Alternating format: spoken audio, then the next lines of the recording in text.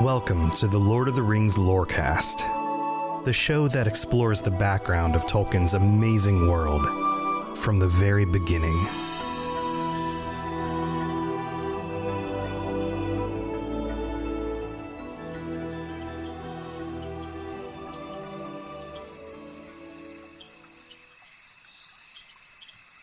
In the next part of the story, we move on from talking about the realms of mankind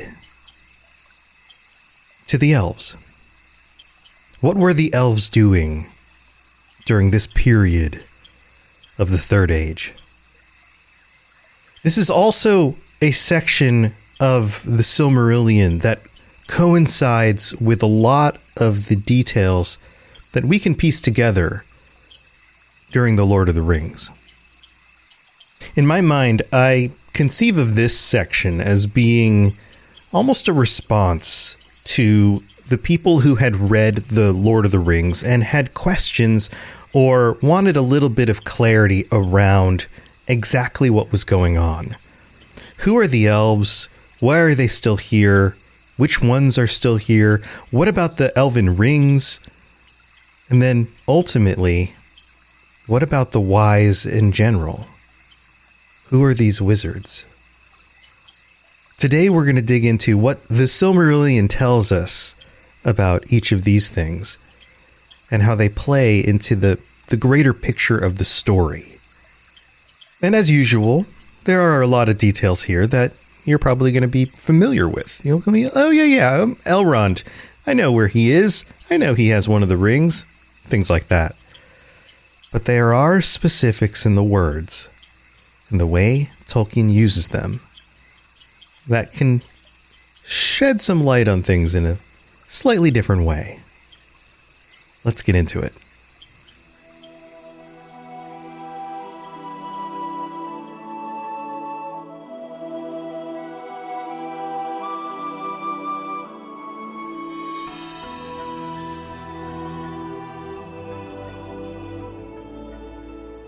This section starts off talking about Master Elrond and what he was doing during the Third Age. And the first thing it says is that in all the days of the Third Age, after the fall of Gil-galad, Master Elrond abode in Imladris, Rivendell. And he gathered there many elves and other folk of wisdom and power from among all the kindreds of Middle-earth. And he preserved through many lives of men the memory of all that had been fair. Now let's pause it there. I have a sense, you might have a sense of where this is going, but let's focus in on some of the specifics here. He gathered not just elves, but other folk of wisdom and power. This is implying the wizards, of course, but who else has wisdom and power? Were other men there? Dwarven lords? And we know that there was a kindred, there was a friendship between the elves and the dwarves for some time. So possibly, what I like to think about when I read passages like this from Tolkien is that there are a lot of details that he never really delved into. For example, when we meet Gandalf in The Hobbit, he's presented as, one of those wandering wizard types. And then eventually we learn that there's really only 5 of those and 4 of them wandered. So how many wandering wizard types are around that people would be so familiar with that concept? How does that make sense? A similar thing happens when, for example, Sauron's spirit returns and takes root in Mirkwood, which we are going to talk about in this episode as well. But they didn't know it was him? How many evil spirits are taking root in ancient strongholds in order to corrupt gigantic areas of land? Like, what else could this be? And yeah, maybe a ring wraith or something like that. I'm sure there could be speculation around that. But I think the way Tolkien presents these things, he does so in the world is bigger and wilder and has things out there that may not have been detailed in the works that he's done. And he's totally okay with the idea that at any time Either other ideas could come to him, or things just weren't completely detailed out. There might be other stuff out there. And that's kind of the way this is presented as well. Now it goes on and says, and the house of Elrond was a refuge for the weary and the oppressed, and a treasury of good counsel and wise lore. We know Elrond has a certain sense of foresight, so counsel makes sense there. A treasury, a place where things are kept, and a place for the weary and oppressed. We see that happen with Bilbo after he gives up the ring, and also with Frodo when he needs tending from his wound from the Nazgul. But then we get very specific details here about the story as we've seen it unfold through the Silmarillion. In that house were harbored the heirs of Isildur, in child and old age, because of the kinship of their blood with Elrond himself. And I've detailed this before, how that line comes from Elros, Elrond's brother. So the line of Númenor, which eventually becomes the kings of Gondor, goes all the way back. So to Elrond, somebody like Isildur would be a great, like 16 times or whatever the actual number was, nephew. So they are related. And he remembers this. He's watched it happen over millennia. It goes on and says, and because he knew in his wisdom that one should come of the line to whom a great part was appointed in the last deeds of the age. And until that time came, the shards of Elendil's sword were given into the keeping of Elrond, when the days of the Dunedain darkened and they became a wandering people. He was the one who watched over the heirs, knowing that they would have importance in the future, and also the sword, knowing it would have importance in the future. But notice it doesn't get reforged, not during this long period of time. The shards are left in memory of what the sword did and the state it was left in, broken similarly to the way the kingship had been broken and they were no longer in control of the land. There's an analogy there. Then we learn a little bit about some other locations. The Grey Havens of Lindon. This is where many of the other people of the High Elves lived and worked, building and tending to the ships, making sure that any of their brethren who grew weary of the world had a way to get back to Valinor. And we're reminded that Círdan the shipwright is here, who we've talked about many times. And there's a very specific line in this section. It says, at times they would wander into the lands of Eriador. And I imagine that they'd be visiting some places that they previously might have lived, but no longer have the population to occupy.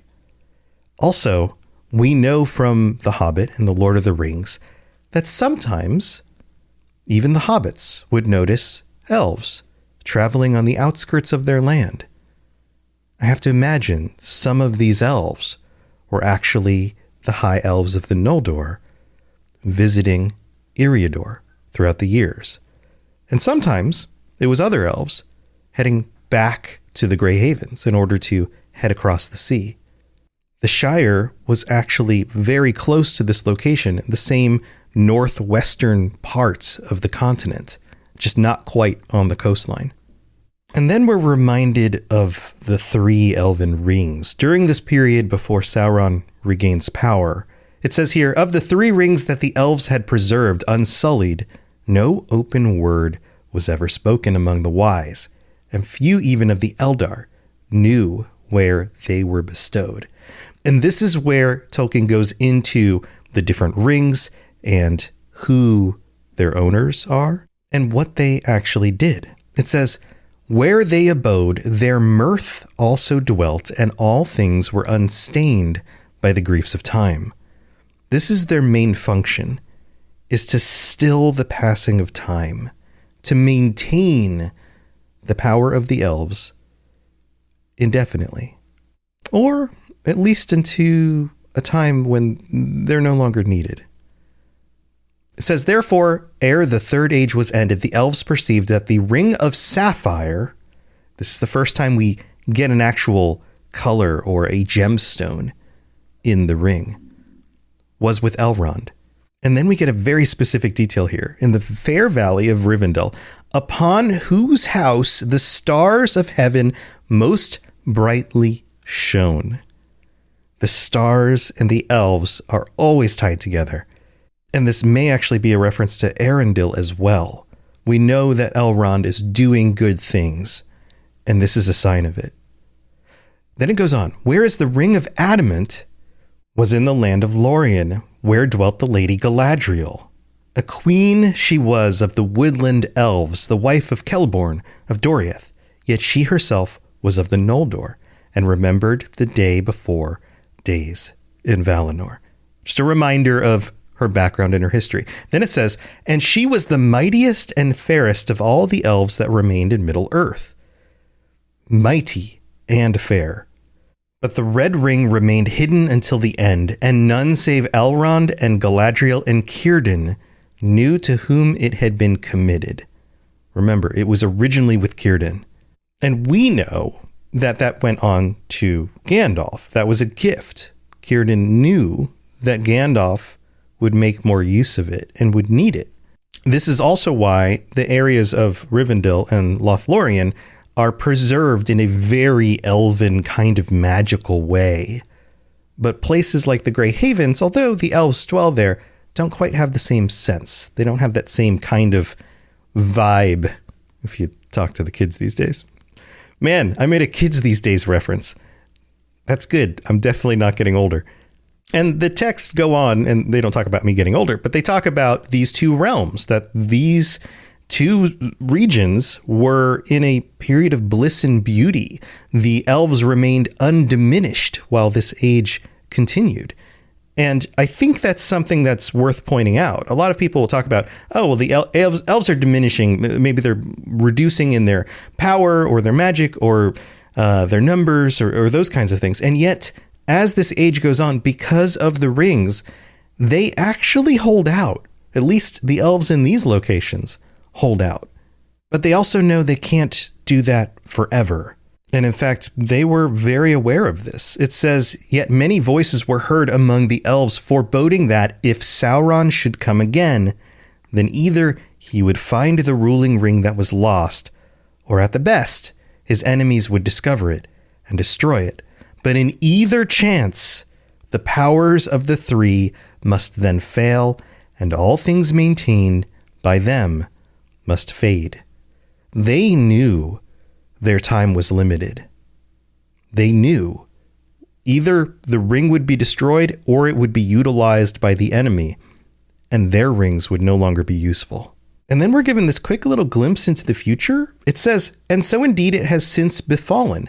The 1 and the 7 and the 9 are destroyed, and the 3 have passed away, and with them the third age has ended, and the tales of the Eldar in Middle-earth draw to then close. This is interesting because it actually tells us what happens to all of the rings.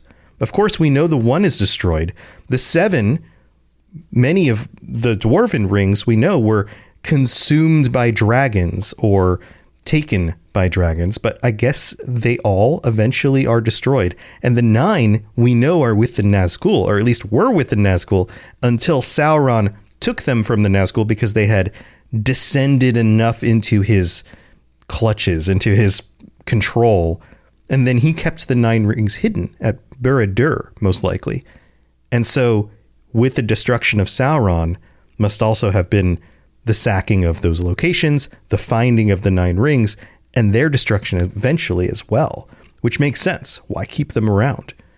Or with the destruction of the 1 ring, the others lost their power and therefore were, quote, destroyed by being rendered useless.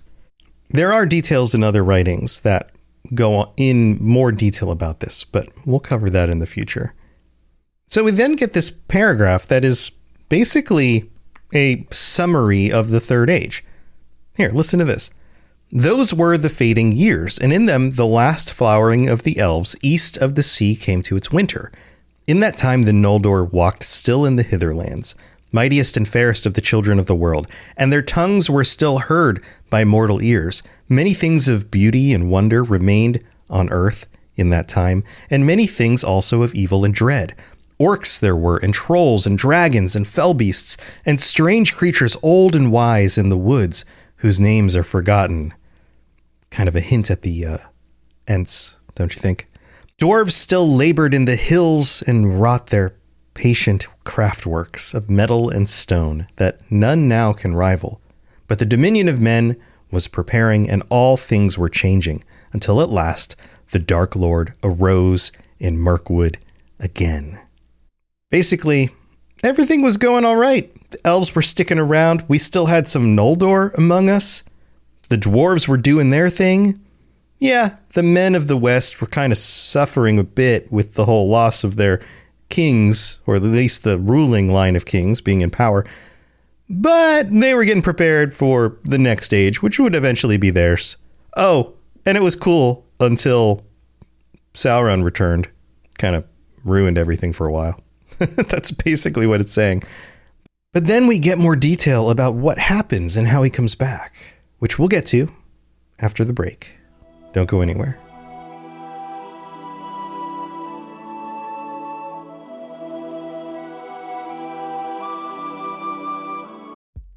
It's time for that spring reset. I'm taking a look at everything in my closet and figuring out that, oh no, this absolutely needs to go. And it's about time I replace things so that my clothes aren't older than my 15-year-old. Now you might think that they lasted that long because they were well made, but no, they're in terrible condition. Unlike the new jeans I just got from Quince. Jeans have always been my personal go-to because you can kind of wear them for lots of different things, but maybe they're not your thing. Maybe you're looking for, 100% European linen with insanely soft flow knit activewear fabric. It's definitely getting warmer, and their flow knit activewear is moisture wicking, anti-odor, and soft enough that you'll actually want to wear it every day.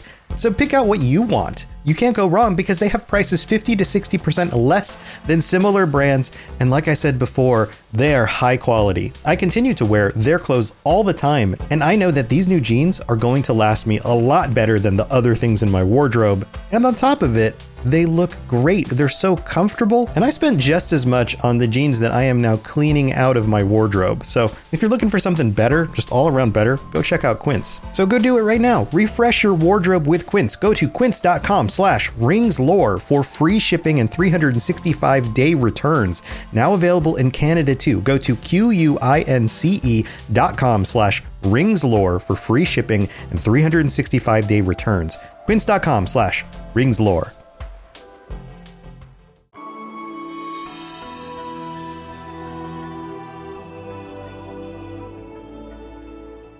So first of all, I have to apologize for missing last week. It was a busy week. My wife was out of town for like 6 days. I was managing the house by myself, and Halloween was coming up, and then a bunch of family things happened. So I apologize, but thank you for your patience. I'm glad that you're still here. And we have some patrons to welcome. We have some new patrons who have signed up in the last few weeks, including Jonathan B., Jeremiah H., Darth Feanor, that's a scary name, Jeokim B., Sauron for Life, and Chiahead. Chiahead, that's great. Thank you for joining. Welcome to the Patreon. I hope you are enjoying the ad-free episodes, the bonus episodes if you've signed up for those, and then also t-shirts and cool stuff if you're signed up for those, like our VIP patrons, who include, let's get through this list as fast as we can, AK Music Lover, Anakin Skywalker, Aragorn III, Austin C., Azzle Razzle, Barney D., Bo, Black Squirrel, Brandy D., Chewbacca, Christy, Christopher D., Cutter Metalworks, Darth Feanor, David S., David M., Drupal, Esoteric Rage, Fulcrum, Gavin Olaf, Gemma D., Jesse P., Jeokim B., Jordan Rhymes, Kate L., Katie S., Capenna, Larry, Lori B., Michael E., Nick K., Nick L., Obi-Wan Kenobi, Patrick W., Peace Lutheran Church, Rivqua, Sam B., Sauron for Life, Swiggy Swoo, TJT, Tristan P., Tour Son of Whore, Tyler B., Tyler M., Wes P., and Who Let the Juan Out. Thank you so much to all of you. And also, Got some new reviews that came in. Just a reminder, if you leave a 5-star review on Apple Podcasts, I'll read it out on a future episode. These are all pretty quick, so let's get through these. We have St. Clair CS from the US who writes, awesome, just awesome. I've been a nerd for far longer than it has been cool, and since an Apple IIe was the computer to use to write a high school research paper on Gandalf as a Christian figure and robots has gone so much deeper. My commute transports me back to Middle-earth. Thank you. Well, that's awesome. I also was using old technology like that to write papers back in the day. This one comes from ddp.com, who says, great format and easy to learn the lore. If you have spent time listening to other popular Lord of the Rings lore podcasts and YouTube channels, please don't pass this one up. Perspective is everything and each holds their own. This channel does such a great job covering basics while introducing complex lore a bit at a time and always coming back to them when ready to dive deeper. Awesome. Thank you so much. Both St. Clair and DDP. Also, we've got two more. This one's from really, really fun thumbs up from Ireland, who writes, awesome. I've always loved Lord of the Rings and basically all of the major fantasy worlds like the Elder Scrolls and Harry Potter. And I always loved the lore of Lord of the Rings. So this podcast is for me. 4 thumbs up. Thank you so much. Really fun. And then this one from Kevin the Ferret from the US, who writes, binge-worthy. I cannot stop listening to this podcast. His voice is so calming and relaxing, and it is just a joy to listen to, especially as I try to read things very quickly. I have done 40 episodes in 3 days because I can't stop. Keep up the good work. 12 out of 10. Wow, that's even past the 11 that you would turn your amp up to. So thank you to everybody for your support. I can't do this without you, and I really do appreciate it. We've got more stuff to get to, so let's go talk about Sauron and maybe the wizards?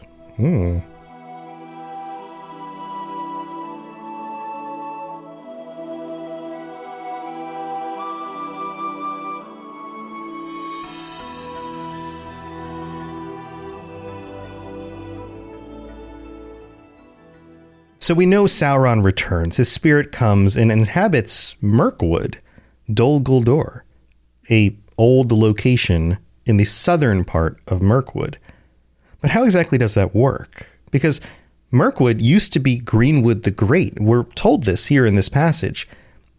This is where the elves of King Thranduil lived, and you would assume elves living in an area, it's probably very peaceful. It's probably has lots of wildlife and birds and things like that. And it did for a while. But it says here, after many years, well nigh into the third age of the world, a darkness crept slowly through the wood from the southward, and fear walked there in shadowy glades. Fell beasts came hunting, and cruel and evil creatures laid their snares. This changed everything.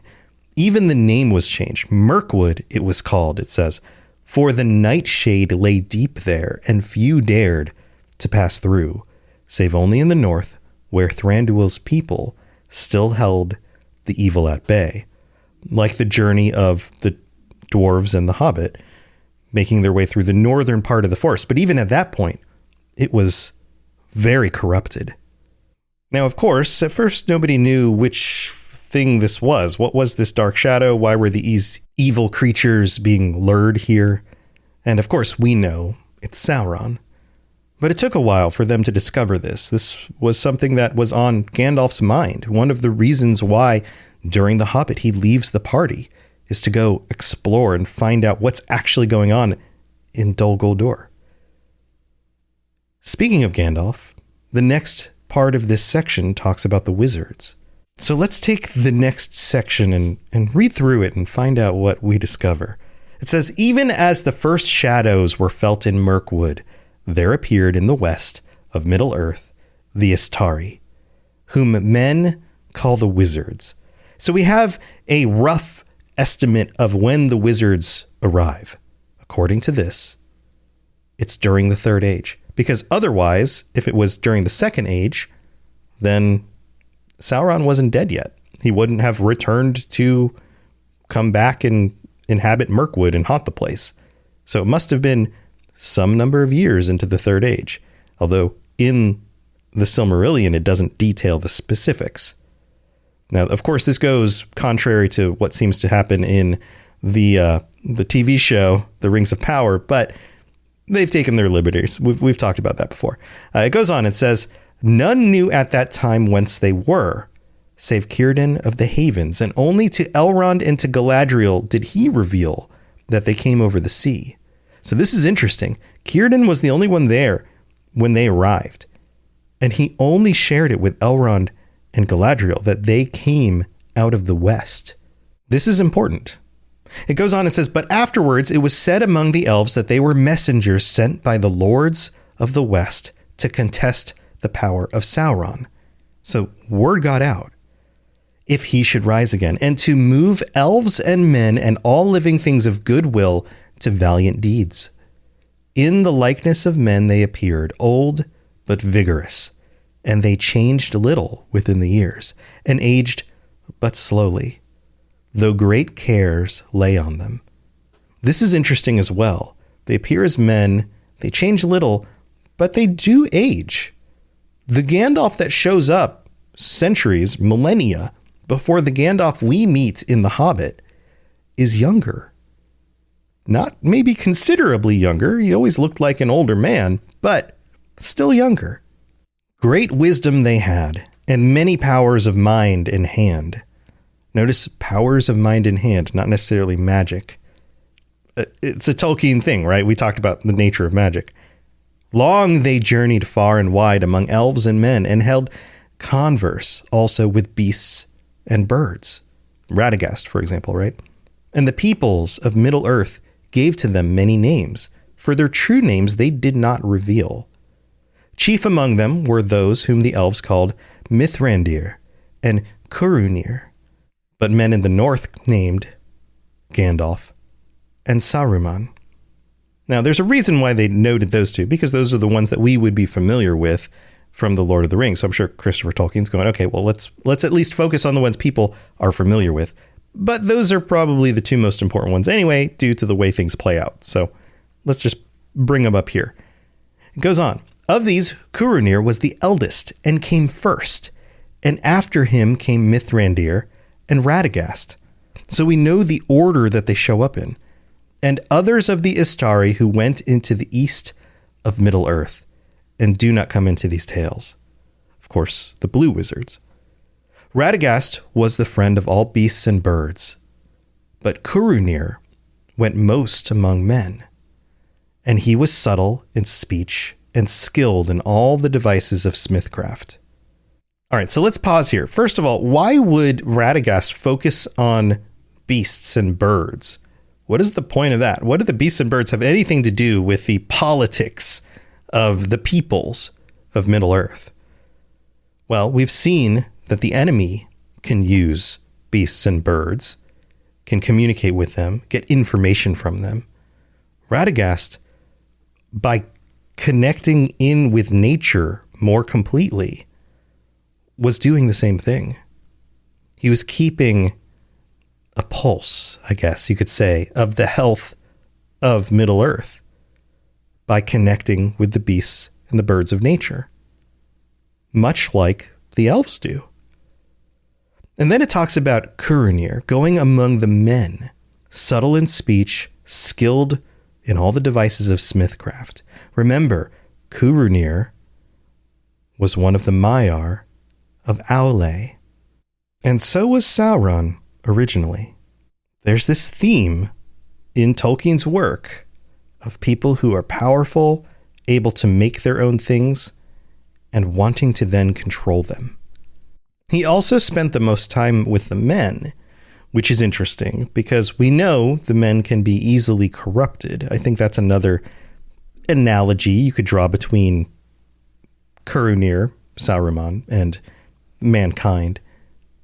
But he also didn't spend as much time with the wise, with the elves, or the other peoples.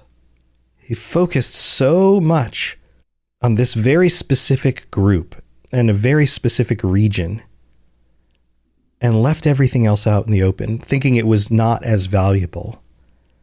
But as we know, Mithrandir, Gandalf, goes and talks to all the peoples of Middle-earth. It says he wandered far in the north and west, and made never in any land any lasting abode. He was constantly a wanderer. That's what this is saying.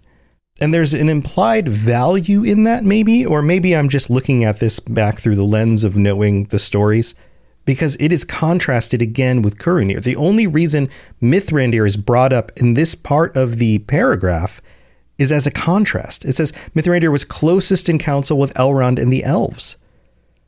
And then it contrasts it with Curunir. It says, but Curunir journeyed into the east, but then when he returned, he dwelt at Orthanc in the Ring of Isengard, which, of course, the Númenóreans made in the days of their power. He journeyed into the east and then came and just found one place to stay. What happened when Saruman was in the east? We know Sauron's power was taking root over there. We know the men of the east were being corrupted, enslaved, forced to his will. What did Saruman find? And then why go back and only stay in one location? Was he hiding from something?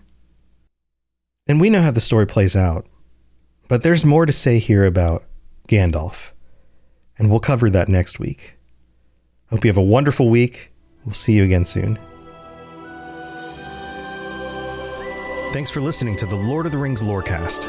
If you'd like to learn more about other fantasy worlds, check out my other podcasts, The Elder Scrolls Lorecast, The Witcher Lorecast, and more at robotsradio.net.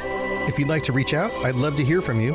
Send me a note on Twitter at robots_radio, or join our amazing community on the Robots Radio Discord. There are links in the show notes, or just search Robots Radio Discord, or find the link on robotsradio.net. I'll see you next time.